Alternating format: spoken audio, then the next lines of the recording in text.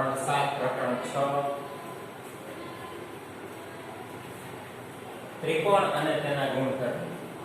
તમે જો કે તમારી સામે કોઈ પણ વસ્તુ હોય ત્રણ ખૂણા સ્વરૂપે હોય છે બરાબર, એની પાછી બાજુ હોય. જો સપોઝ કે આ એક ત્રિકોણ છે બરાબર, એની બાજુઓ કેટલી? તો બાજુઓ જો A B B C C A. એક ત્રિકોણની બાજુ કેટલી?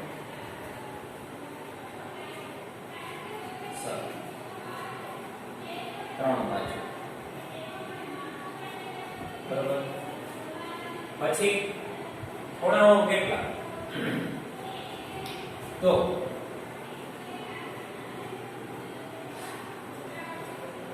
A B C ખૂણાઓ કયા કયા? A B C. એટલે જો A B C આ એક ખૂણો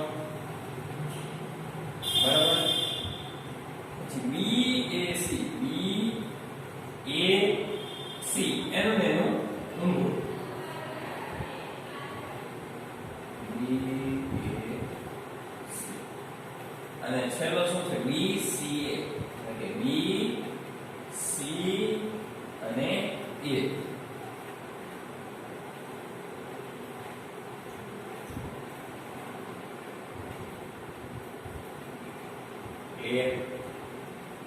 એટલે કે એક ત્રિકોણમાં 3 બાજુ, 3 બાજુમાં 3 ખૂણા અને શિરોબિંદુ. શિરોબિંદુ કયા કયા છે? તો કે A B અને C. A B અને C. આપણે જે નામ આપ્યા છે એ શું કહેવાય?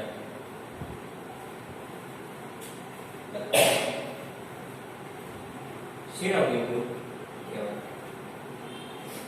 હવે ત્રિકોણના પ્રકાર કયા કયા? તો કે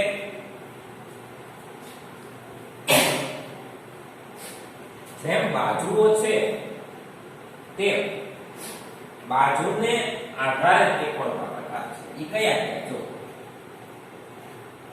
વિષમ બાજુ ત્રિકોણ, સમ દ્વિબાજુ ત્રિકોણ અને સમબાજુ ત્રિકોણ.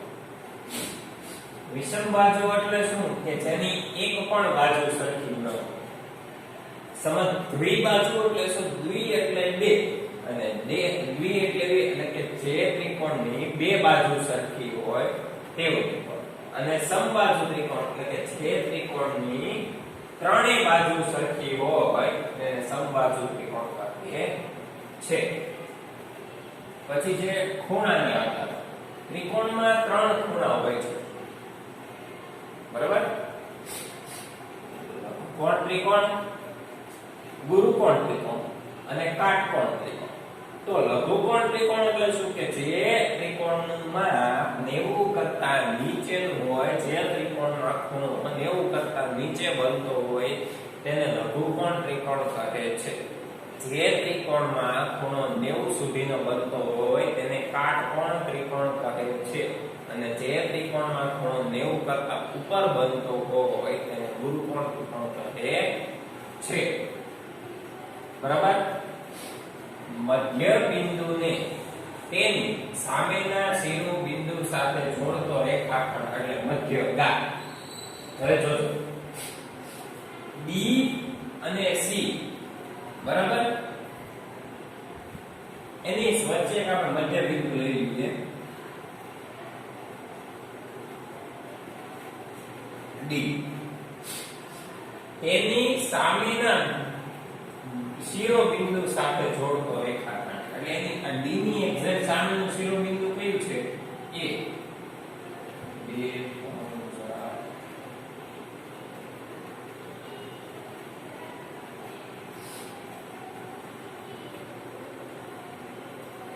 બરાબર.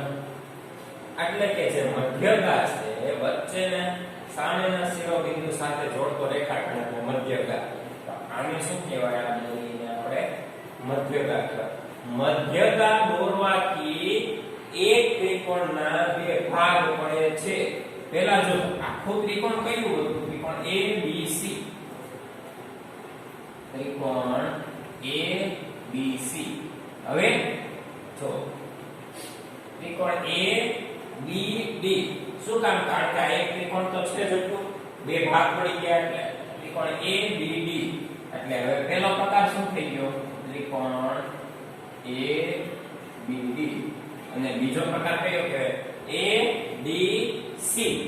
શું કહેવાય? ADC. તો એક ત્રિકોણના 3 ખૂણા હોય તો બે ત્રિકોણના કેટલા ખૂણા હોય? તો કે સર 2 તેરી 6. તો બે ત્રિકોણના 6 ખૂણા હોય. તો બે ત્રિકોણના શિરોબિંદુ કેટલા? તો કે સર શિરોબિંદુ પણ 6 હોય. બરાબર છે? ગણી લઈએ. ગણવા છે કે ચાલશે? ગણિત લેવાના હોય ને 1 2 3. એક ત્રિકોણ માટે 4 5 6. બીજો ત્રિકોણ માટે રેખાખંડ પર દોરવામાં આવતા લંબને ભેદ કહે છે.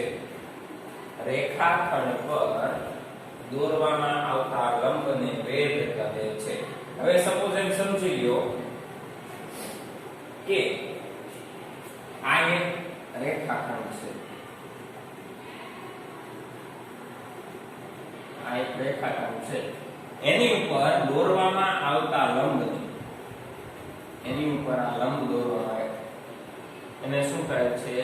વેધ કહે છે. અને શું કહેવાય? વેધ કહેવાય. અને વેધ જેની ઉપર દોરવામાં આવે તેને પાયો કહેવાય.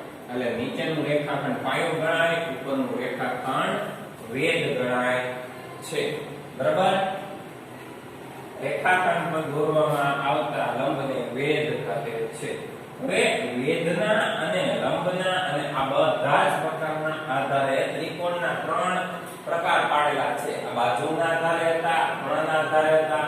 હવે મુખ્ય પ્રકાર શું છે? તો કે લઘુકોણ ત્રિકોણ, ગુરુકોણ ત્રિકોણ અને કાટકોણ ત્રિકોણ. આ ત્રણમાંથી એક ત્રિકોણ હોઈ શકે, પરંતુ આ 3 સિવાય એક કરતા બે અથવા બે કરતા વધુ ત્રિકોણવાળા કોણને ચતુષ્કોણ અથવા તો